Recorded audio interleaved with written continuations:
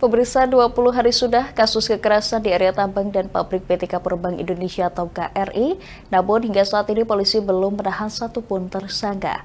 Tak lama setelah kejadian, Polres Rembang, AKBP Suryadi, telah memberikan keterangan ke wartawan terdapat 24 tersangka yang ditetapkan, satu dari PT KRI dan sisa lainnya dari warga.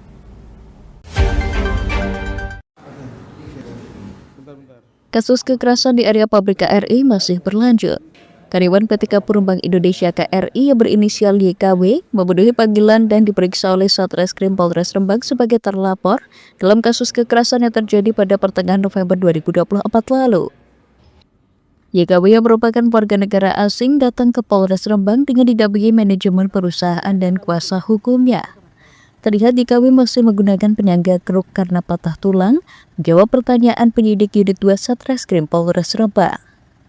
Terkait kasus kekerasan yang terjadi di Desa Kajar, Kecamatan Gunem, Rembang, Abdul Munim selaku kuasa hukum KRI berkeyakinan ada aktor intelektual di balik kejadian tersebut. Oleh karena itu, dirinya berharap polisi bisa mengungkap ada tidaknya aktor intelektual dari 23 warga yang ditetapkan sebagai tersangka.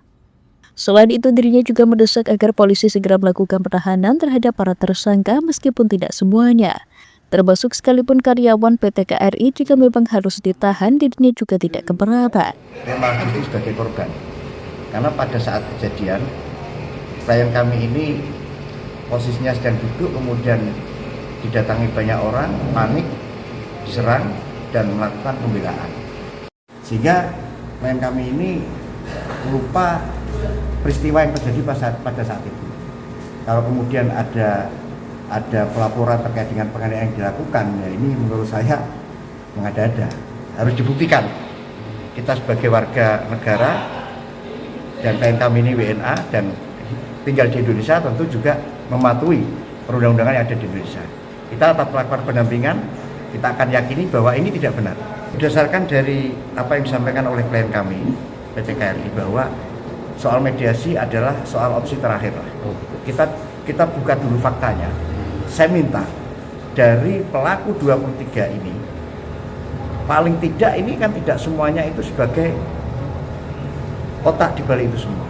Pasti ada yang hanya ikut-ikutan, pasti hanya yang sekedar nimbrung.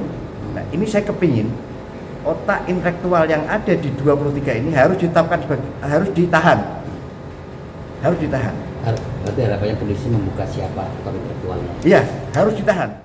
Abdul Munim menambahkan sesuai dengan KUHP bahwa tersangka yang disangka dengan ancaman hukuman minimal 5 tahun penjara harus dilakukan penahanan.